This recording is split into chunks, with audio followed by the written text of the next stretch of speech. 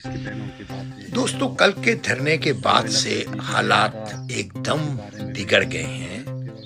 मकसद वीडियो में देखो ये कोई पीटीआई की तरफ से हालात नहीं बिगाड़े जा रहे। पीटीआई तो ना ही डंडा हाथ में ले रही है, ना ही कोई असला उसके पास है। वो तो सिर्फ एक बात कर रही है कि हमें अपने भाइयों से मिला दो, हमें अपने जो है वो जो वकील हैं वो ये करेंगे, भाई हम मिलेंगे नहीं तो हम केस कैसे लड़ेंगे। और जो सियासी लोग हैं वो जाहिर है अपने लीडर से मिले बगैर कैसे फैसले करेंगे। तो इस बात पर गवर्नमेंट जो है ना आपसे झगड़ा करना चाह रही है कि बस किसी तरह झगड़ा हो जाए। और झगड़ा करने के बाद ये असल में प्लान ये बना हुआ है कि पीटीआई को बिल्कुल पाकिस्तान से क्लीन वॉश कर दिया जाए, खत्म कर दिया जाए।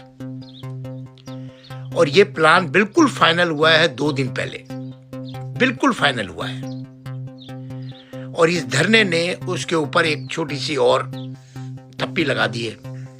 तो अभी जो प्लान बन रहा है, जैसे आप DGISPR साहब की आप लैंग्वेज देख रहे हैं, वाडा की आप लैंग्वेज देख रहे हैं, ये जो टाउट है 3-4 इनकी लैंग्वेज देख रहे हैं आप। DGISPR साहब को मैंने कहते सुना कि हमने तो MQM को खत्म कर दिया, ये मच्छर क्या औकात है, इनकी क्या औकात है। यानी पीटीआई के वर्कर और क़यादत जो है वो मच्छर है इनके लिए। बेशक सर, आपके लिए हम मच्छर ही सही, हम मच्छर हैं आपके लिए, क्योंकि आपको हमने अपने पैसों से गन दिलाई हुई है ना। आप गन नीचे रखें और फिर देखें हम मच्छर हैं कि आप मच्छर हो। फिर देखते हैं ना हम, आप गन लेके आते हो ना, तो गन लेके आओगे तो फिर अपनी पब्लिक पे गन चलाने का तो शौक है आपको। आपको एक बात बता दूं मैं, बहुत अंदर की बात, DGISPR साहब, ना ही आप MQM को खत्म कर सकें और ना ही आप PTI को खत्म कर सकते हैं। MQM भी खत्म नहीं हुई है, आपने टुकड़े कर दिए MQM के। कुछ लोग उसमें अभी भी उसी पे काम कर रहे हैं जो 85 में काम हो रहा था। ये आपकी बहुत बड़ी भूल है।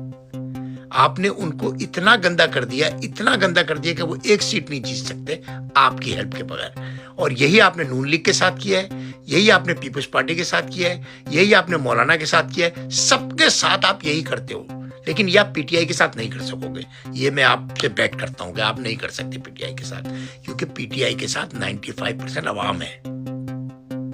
आप कुछ नहीं हो, आप अपनी जॉब पर जाओ। आपका झगड़ा नहीं है, आप फजूल में झगड़ रहे हो, आप फजूल में झगड़ रहे हो। पीटीआई आपसे उलझना ही नहीं चाहती। पीटीआई तो सिर्फ एक सीधी सी बात आपसे कह रही है, आपसे रिक्वेस्ट कर रही है कि आप कानून के अंदर रहें और पीटीआई भी कानून के अंदर रहे। ये कौन सा टेररिज्म है कि एक बंदा जेल के अंदर है, वो बहुत खतरनाक है। अरे भाई, तो आपकी जेल में है ना, आपका मीडिया, आपने पूरा मीडिया काबू किया, बस सबकी गर्दनें पकड़ी।